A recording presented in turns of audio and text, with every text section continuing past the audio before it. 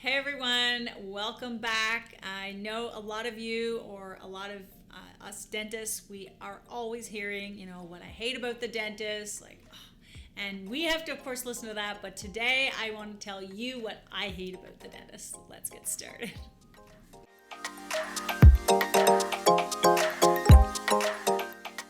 All right, the first thing that I hate about the dentist is having to give you freezing.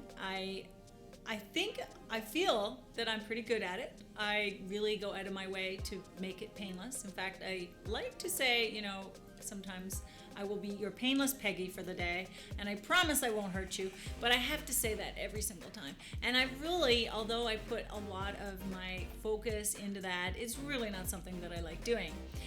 That being said, it's of course a super important part, and you judge me on it every time. So I may do the most beautiful filling for you in the world, but if I hurt you at the beginning of that appointment, you are going to talk about that.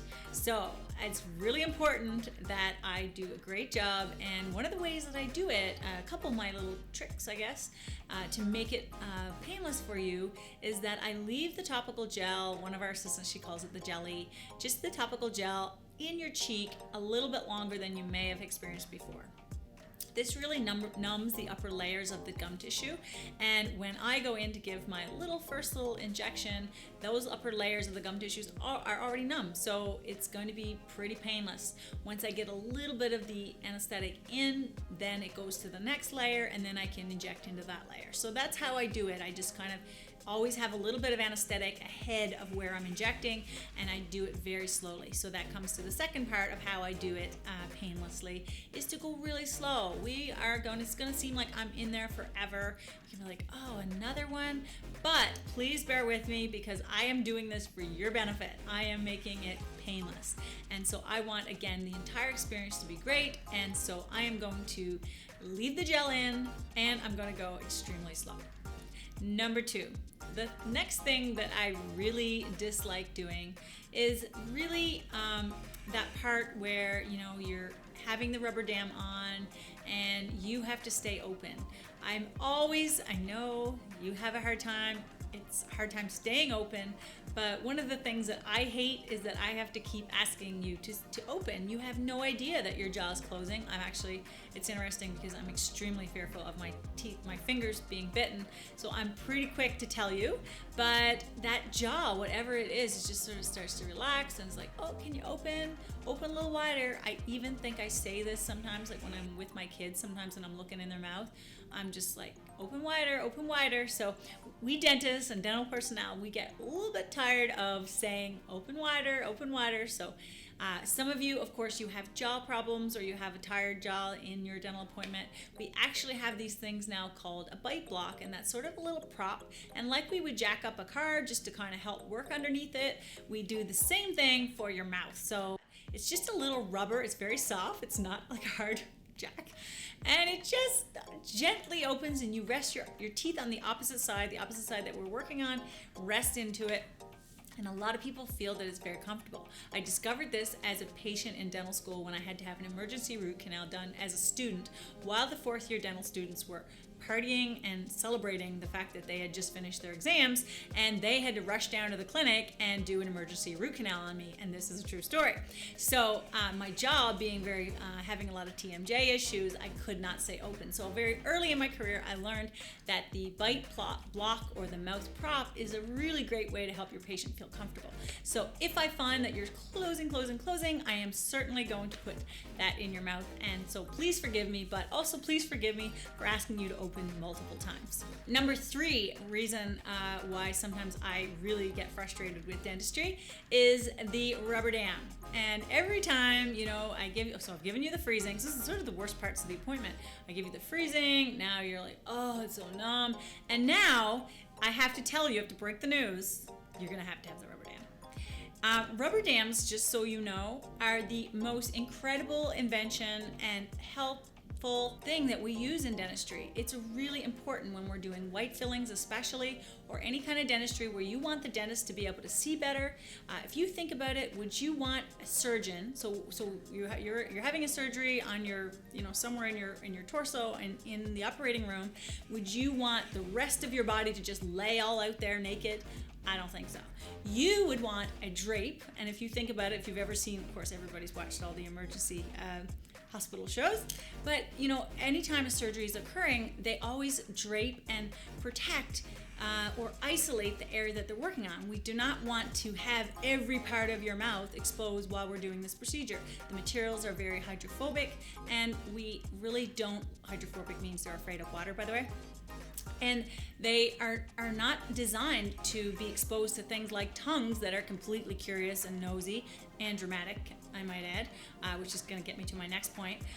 But your tongue will just keep touching it. It's like, oh, you can't do that, because if you do that, it's going to mess up what I'm doing. My materials may not last as long. And so the rubber dam, it is an amazing protective barrier between you and me. It keeps your tongue, cheeks, lips, everything out of the way.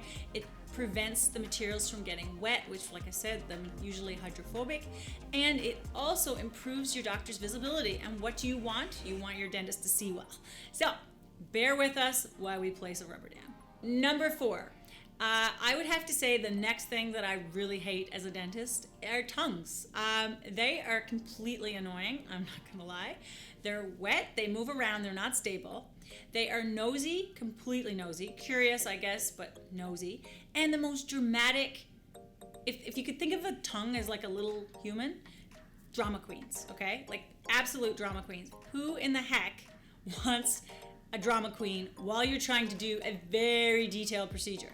Last thing you need is something kind of moving around and creating a mountain out of a molehill, okay? And so those tongues, though, at the end of the appointment are good because they can tell me, of course, what I can't see, which is, does it feel rough? Is there something there I can do to improve it? I don't mind your tongue at the end of the appointment. But at the beginning of the appointment, during the appointment, while I'm trying to give you freezing, anything like that, it kind of drives me crazy. One of the little things about tongues is that tongues, when they don't have enough room to live, and tongues are very, they like their space. And when they don't have enough space, they will actually impact your airway. A tongue can really impact, or the lack of space for the tongue volume, where the tongue lives. If it doesn't have a wide enough arch to live in, then it will actually impact your airway. It can help cause snoring, and it can really affect your overall health. So that's my beef about tongues. All right, number 5. Have you ever noticed, if I'm your dentist and I've been working on your teeth, or if you're with your dentist and the hygienist comes to get the dentist for a checkup. Now, as dentists, we have to multitask. We have to do more than one thing at a time sometimes. Sometimes we have to leave the room, and it's okay because sometimes I'm waiting for anesthetic so I can go see that patient for a checkup. But one of my pet peeves, the thing that sort of like, oh, I can't believe I gotta do that. And although, I want to give every patient my full time, but when I'm in the middle of a procedure, I'm very focused, and the last thing I want to do is get up. But guess what happens? I have this little door in my operatory, in my suite, and it kind of slides open. It's a very slow, and I know the hygienist is coming for it. I feel like I'm being hunted or something. It's a weird feeling. And I feel the door moving. I'm like, they're coming for me. So it just feels like I'm going to be, against my will, taken from this procedure, which I just don't want to leave right now. And so my hygienist, and I have 2 hygienists, and especially Stefan, he's been with me for years, but he'll say, when you're ready. I'm like, I am not ready. I am never ready. Like, leave me alone. Anyway, I'm sorry. That's just my beef. But once I get up and I get my gloves off and I go to that room, I'm ready for you. If you're in the hygiene chair, I'm ready to do that exam for you. And I will be 100% there for you. But it's just that little moment where it's just like, no, I just got sat down and I'm just getting going and now they want me to leave. And the last reason why I have to say, or what drives me crazy sometimes about dentistry, is that if you're under this, of course, the rubber dam, or you've got a lot of freezing, or you just can't really communicate, is that I can't understand you. I'm so sorry. I really, really want to help my patients, of course, in every way. And sometimes I'll say, how does that feel? Or, oh, you really can't answer me, or we can't understand you. And sometimes we're in the middle of a procedure and the patient, you're trying to tell us something and you just can't really communicate. And that's just so frustrating. So we'll have, my assistant and I will just say, you'll have to tell us after the rubber dam's off. And of course, some people are real talkers and they really, really try to talk through that rubber dam or try to talk through that procedure. And I am sorry, but I really sometimes can't understand. But that really is a sort of a frustrating thing for us, because we want to be able to help you at that moment. And at the worst case, of course, we would have to take the rubber dam off if you really needed to say something important. We've even given patients like a notepad, and they can kind of like write to us in the middle of the procedure. So I hope that that doesn't happen to you, and if so, we can certainly kind of get through it. But you can imagine what that feels like, because most of our patients can't communicate to us once we get going. So I hope you enjoyed that. It helped me blow off some steam, I know, and really helped me share with you. Again, dentistry is not perfect, and even us dentists, sometimes we get a little frustrated, and we really, of course, all we want to do is do a great job for you, but there are just some parts of the job that just are a little crazy sometimes. So anyway, I hope you enjoyed it. Leave me a comment or like and subscribe, and I will see you next time.